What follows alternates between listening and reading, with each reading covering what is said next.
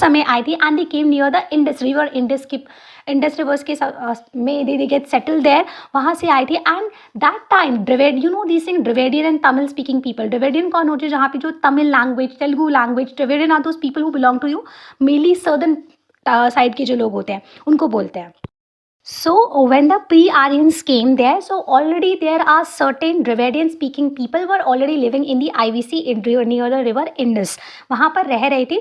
So it is being also said कि there are pre-Aryan लोग जो थे when they got intermingled with Dravidian speaking people, तो there are certain कुछ लोग ऐसे थे जो pre-Aryans tribes who are coming from the Central Asia. Understand, first of all, pre-Aryans are those tribes which are coming from the Central Asia से आ रहे थे and they later got settled in the river Indus के river Indus के पास में जिसे Sindhu river भी कहते हैं, वहाँ पर सेटल हो गए, ठीक है। एंड देन उसके बाद प्री आर्यंस के बाद आए Indo Aryan. Indo Aryans are जो मेनली इंडो आर्यन माइग्रेशन की स्पेसिफिक बहुत सारी थ्योरीज भी हैं, we don't have to go into that deep thing but we need to be aware of this thing, ठीक है। सो इंडो आर्यंस जो हैं वो प्री आर्यंस के बाद में आए, प्री आर्यंस के बिफोर द इंडो आर्यंस, ठीक है।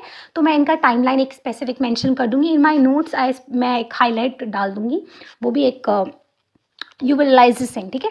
उसके आप जब उसको एक बार रीड करेंगे तो आपको समझ में आ जाएगा। तो इंडो आपको डिटेल में जानने की ज़रूरत नहीं है। सबसे पहले IVC Indus valley civilisation settlement हुई थी, फिर प्री आर्यंस हुए, प्री आर्यंस के बाद इंडो आर्यंस हुए, इंडो आर्यंस आए। Indo Aryans are mainly the branch of a Indo Iranian speaking personal pastoralist. ये वो ट्राइब थी, वो लोग कम्युनिटीज़ थी जो इंडो ईरानियन, जो इंडो यूरोपियन स्पीकिंग पीपल, ठीक है, इंडो ईरानियन से आए थे। सेंट्रल, ये basically in short can I say that all these tribes, all these communities, tribes whatever, they came from a central Asia to get settles in these Indus river. वहाँ पे सप्त सिंधु के पास में बोलते हैं ना, सप्त सिंधु, 7 रिवर्स जो थी, वहाँ पे आके सेटल हुए थे, ठीक है। Let's move to the point. So ये हर एक जो आप जो देखो कॉमन सेंस लगाओ, अलग अलग लोग जब आएंगे, है ना, use your own common sense की मतलब अलग अलग लोग, जब ऐसा होता है ना कि एक स्टेट में जब there are different groups, there are different tribes who are coming in and when they are intermingle, जब एक दूसरे से आके मिल रहे, यू नो, कल्चर एक्सचेंज होगा, पैटर्न,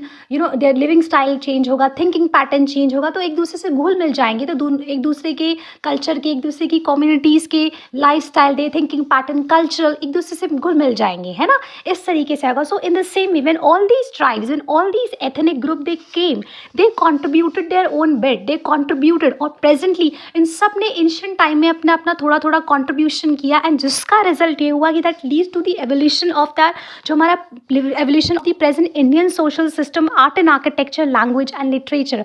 जो आज का हमारा इंडियन सोशल सिस्टम है, आर्ट एंड आर्किटेक्चर है, लैंग्वेज, लिटरेचर लिखा जाता है, वो इन सारे एथनिक